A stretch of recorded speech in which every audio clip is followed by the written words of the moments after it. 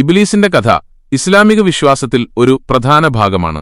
അല്ലാഹുവിന്റെ കൽപ്പന അനുസരിക്കാതെ ആദമിന് സുജൂദ് ചെയ്യാൻ വിസമ്മതിച്ചതിനെ തുടർന്ന് ശപിക്കപ്പെട്ടവനായി മാറിയ ഇബ്ലീസ് മനുഷ്യരെ വഴിതെറ്റിക്കാൻ ശ്രമിക്കുന്ന ഒരു ശക്തിയായി നിലകൊള്ളുന്നു.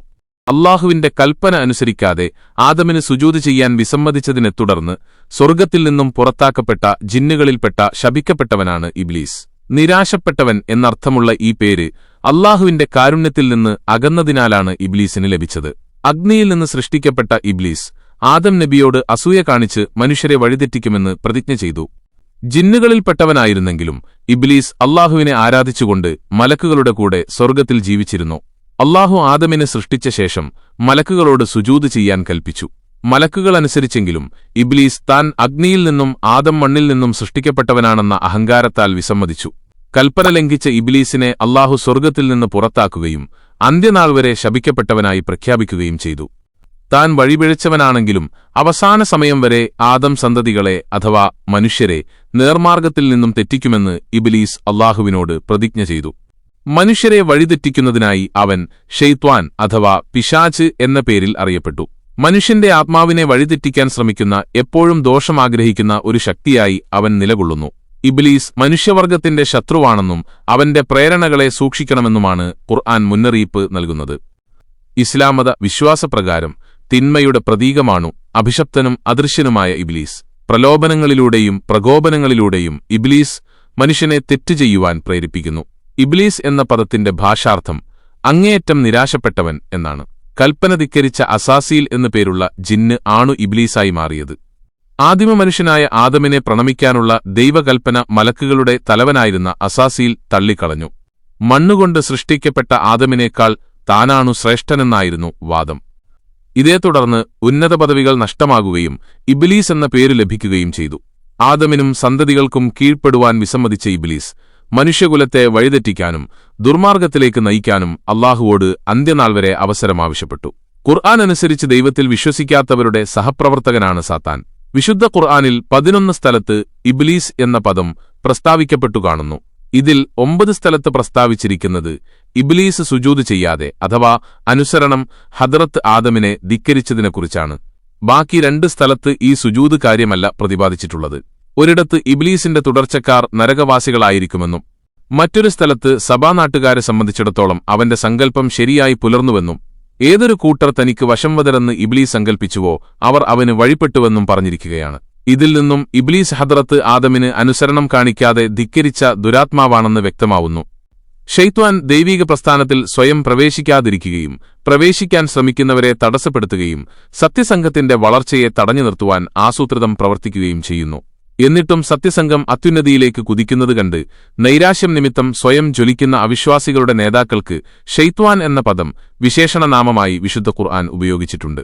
അന്ത്യനാളിൽ അവിശ്വാസികൾ പറയുന്നതായി ഖുർആൻ പറയുന്നു, ഞങ്ങളുടെ നാഥ, ഞങ്ങളുടെ നേതാക്കളെയും വലിയവരെയും ഞങ്ങൾ അനുസരിച്ചു, അങ്ങനെ അവർ ഞങ്ങളെ വഴിപിഴപ്പിച്ചു.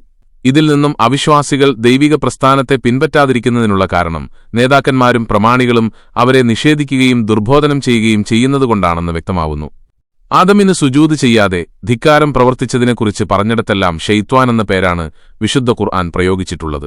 ഇങ്ങനെ സുജൂദിനെ നിഷേധിച്ചതിന്റെ ക്രിയ ഇബ്ലീസിന്റേതായിട്ടും ആദമിനെ വ്യതിചലിപ്പിക്കാനായി ചെയ്ത ശ്രമം ഷെയ്ത്വാന്റേതായിട്ടും വ്യത്യാസപ്പെടുത്തി പറഞ്ഞിരിക്കുന്നു. ഇതിൽ നിന്ന് സുജൂദിനെ നിഷേധിക്കുകയും വഴിതെറ്റിക്കാൻ ശ്രമിക്കുകയും ചെയ്ത ക്രിയകൾ രണ്ടും വ്യത്യസ്തമായ പ്രവൃത്തികളാണെന്ന പോലെ അവ രണ്ടിന്റെയും കർത്താക്കൾ വ്യത്യസ്ത വ്യക്തികളാണെന്നും വ്യക്തമാകുന്നുണ്ട്. അതുകൊണ്ട് സുജൂദിനെ നിഷേധിച്ചത് ഇബ്ലീസും വഴിതെറ്റിക്കാൻ ശ്രമിച്ചത് ഷെയ്ത്വാനുമാണെന്ന് വ്യക്തമായി. മനുഷ്യനെ നന്മയിലേക്കും തിന്മയിലേക്കും പ്രേരിപ്പിക്കുന്ന 2 വിരുദ്ധമായ പ്രേരക ശക്തികളുണ്ട്. നന്മയിലേക്ക് പ്രചോദിപ്പിക്കുന്ന ശക്തിക്ക് മലക്ക് എന്നും തിന്മയിലേക്ക് പ്രചോദിപ്പിക്കുന്ന ശക്തിക്ക് ഇബ്ലീസ് എന്നുമാണ് ഖുർആൻ പേര് പറഞ്ഞിരിക്കുന്നത്. മനുഷ്യരെക്കുറിച്ച് ഇബ്ലീസാണെന്ന് ഖുർആനിൽ എവിടെയും ഉപയോഗിച്ച് കാണുന്നില്ല. എന്നാൽ ഷെയ്ത്വാൻ എന്നത് വ്യാപകാർത്ഥത്തിൽ ഉപയോഗിക്കുന്ന പദമാണ്. ഇത് ഇബ്ലീസാകുന്ന ദുഷ്പ്രേരക ശക്തിക്ക് ഉപയോഗിക്കപ്പെടുന്നതുപോലെ അവന്റെ പ്രാതിനിധ്യം വഹിച്ച് പ്രവർത്തിക്കുന്ന മനുഷ്യർക്കും പ്രയോഗിക്കപ്പെട്ടതായി ഖുർആനിൽ പല ഉദാഹരണങ്ങളും പ്രയോഗങ്ങളും എടുത്തു കാണിക്കാവുന്നതാണ്. ഈ പദം മനുഷ്യരെക്കുറിച്ച് പ്രയോഗിക്കപ്പെട്ട സന്ദർഭങ്ങൾ ആപേക്ഷികമായി ദുർലഭമാണെന്ന് തോന്നുന്നു. കപടവിശ്വാസികളുടെ വഞ്ചനാപരമായ നയത്തെക്കുറിച്ച് ഖുർആൻ പറയുന്നു. അവർ തങ്ങളുടെ ശൈത്വാന്മാരുമായി തനിച്ചായാൽ അവർ പറയും, നിശ്ചയമായും ഞങ്ങൾ നിങ്ങളോടുകൂടെയാണ്. ഇവിടെ ശയാത്വീൻ എന്നതുകൊണ്ട് വിവക്ഷിതം അവിശ്വാസികളുടെ നേതാക്കന്മാരാണെന്നതിൽ സംശയമില്ല. അവർ നബി തിരുമേനിക്കും അനുയായികൾക്കുമിടയിൽ ജനങ്ങളെ ഇളക്കിവിടാനും ഉപദ്രവങ്ങളുണ്ടാക്കാനും മറ്റുള്ളവർക്ക് ദുഷ്പ്രേരണകൾ നൽകുകയും ചെയ്തുകൊണ്ട് ഇബ്ലീസിന്റെ പ്രാതിനിധ്യം വഹിച്ചിരുന്നതിനാലാണ് അവർക്ക് ശൈത്വാന്മാരെന്ന ദുർനാമം നൽകപ്പെട്ടത്. അവിശ്വാസികളുടെ ഒരു ഏജന്റിനെക്കുറിച്ച് അല്ലാഹു വിശുദ്ധ ഖുർആനിൽ പറയുന്നു, നിശ്ചയമായും അവൻ ശൈത്വാനത്രേ. അവൻ തന്റെ കൂട്ടുകാരെക്കുറിച്ച് നിങ്ങളിൽ ഭീതിയുളവാക്കുന്നു. എന്നാൽ നിങ്ങൾ അവരെ ഭയപ്പെടേണ്ട. സത്യവിശ്വാസികളാണെങ്കിൽ നിങ്ങൾ എന്നെ മാത്രം ഭയപ്പെടുവീൻ. ഈ വചനത്തിൽ ഷെയ്ത്വാൻ എന്ന പദം ഉപയോഗിച്ചിരിക്കുന്നത് നഈമുബ്നു മസ്ഊദിനെക്കുറിച്ചാണെന്ന് ചിലരും അബൂസുഫിയാനെക്കുറിച്ചാണെന്ന് വേറെ ചിലരും അഭിപ്രായം പ്രകടിപ്പിച്ചിട്ടുണ്ട്. മനുഷ്യനെക്കുറിച്ചാണ് ഈ പദം പ്രയുക്തമായിരിക്കുന്നത് എന്നതിൽ എതിരഭിപ്രായമില്ല. പ്രവാചകന്മാരുടെ ശത്രുക്കളെക്കുറിച്ച് അല്ലാഹു പറയുന്നു, അപ്രകാരം നാം എല്ലാ പ്രവാചകനും ഇൻസിൽ നിന്നും ജിന്നിൽ നിന്നുമുള്ള ശൈത്വാന്മാരെ ശത്രുക്കളാക്കിയിരിക്കുന്നു. അവർ അന്യോന്യം ദുർബോധനം ചെയ്യുന്നു. പ്രവാചകന്മാരെ എതിർത്തിരുന്നവർ ആരുതന്നെയായാലും അവരുടെ മൂഢമായ എതിർപ്പ് കാരണം ഖുർആൻ അവർക്ക് ഷെയ്ത്വാൻ എന്ന പേര് നൽകിയിരിക്കുന്നു. ഇബ്ലീസിനെ സൃഷ്ടിച്ചുകൊണ്ട് അല്ലാഹു മനുഷ്യരെ വഴിതെറ്റിക്കാനല്ല, മറിച്ച് അവരെ ഉന്നത പദവിയിലേക്ക് ഉയർത്താനാണ് ഉദ്ദേശിച്ചിരിക്കുന്നത്. അതിനായി അവർക്ക് നല്ലതും ചീത്തയും തിരിച്ചറിയാനായി വിവേകവും കഴിവും നൽകിയിരിക്കുന്നു. അതിനോടൊപ്പം നന്മയിലേക്ക് ആകർഷിക്കുന്ന മലക്കുകളെയും അവരുടെ പ്രതിബിംബങ്ങളെയും തിന്മയിലേക്ക് പ്രേരിപ്പിക്കുന്ന ഇബ്ലീസിനെയും അവന്റെ പ്രതിബിംബങ്ങളെയും സൃഷ്ടിച്ചിരിക്കുകയാണ്. സൽപ്രേരണകളനുസരിച്ച് വിവേകദൃഷ്ടിയോടെ പ്രവർത്തിച്ച് സൽഗുണസമ്പന്നനായിത്തീരുന്ന ഓരോരുത്തനും ഉന്നത പദവിക്കും ദൈവിക സമ്മാനങ്ങൾക്കും അർഹരായിത്തീരുന്നു. അന്ധമായി ഇബ്ലീസിന്റെ ദുഷ്പ്രേരണകളെ പിന്തുടരുന്നവർ അധപ്പതിച്ച് ദൈവശിക്ഷയ്ക്ക് പാത്രീഭവിക്കുന്നു. ഇബ്ലീസിനോ അവന്റെ പ്രതിബിംബമായ ശൈത്വാനോ പൊതുവെ മനുഷ്യരുടെ മേൽ കർത്തൃത്വമോ അധികാരമോ ഒന്നുമില്ല.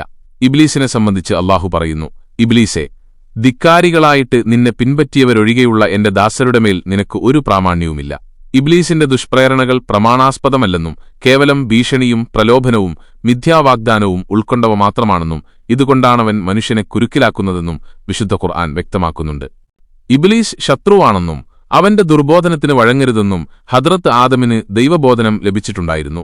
അക്കാരണത്താൽ തന്റെ ആൾക്കാരിൽ ഒരുവനെപ്പോലെ അനുകൂലനായി തന്നെ സമീപിച്ച നയവഞ്ചകനായ മനുഷ്യനെ ശൈത്വാനാണെന്ന് മനസ്സിലാക്കാതെ അദ്ദേഹം അശ്രദ്ധമായി പെരുമാറിയതുകൊണ്ട് വഞ്ചിതനായി തെറ്റ് ചെയ്തു പോയതായിരുന്നു. ഇത് മനഃപൂർവ്വം ചെയ്തതല്ലാത്തതുകൊണ്ട് അല്ലാഹു പറഞ്ഞു, എന്നാൽ അവൻ മറന്നുപോയി, നാം അവനിൽ അനുസരണഭാവം കണ്ടില്ല. ഇതിൽ നിന്നും ഹദ്റത്ത് ആദമിന് വിസ്മൃതിയാൽ തെറ്റുപറ്റിയതാണെന്ന് വ്യക്തമാവുന്നു.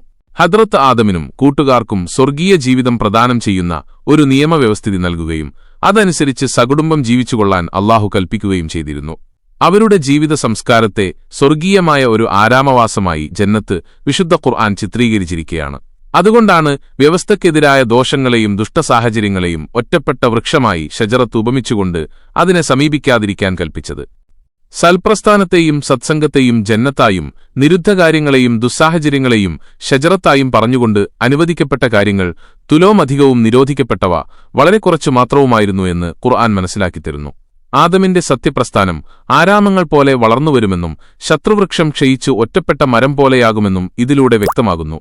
അനുകൂലം പ്രകടിപ്പിച്ച മനുഷ്യരോട് യഥാർത്ഥ മതാനുയായികളോടെന്ന പോലെ പെരുമാറിയത് ആദമിനു പറ്റിയ അബദ്ധമായിരുന്നു. വീഡിയോ ഇഷ്ടപ്പെട്ടാൽ ചാനൽ സബ്സ്ക്രൈബ് ചെയ്യാനും പുതിയ വീഡിയോകളുടെ നോട്ടിഫിക്കേഷനായി ബെല്ലൈക്കൺ അമർത്താനും മറക്കരുത്.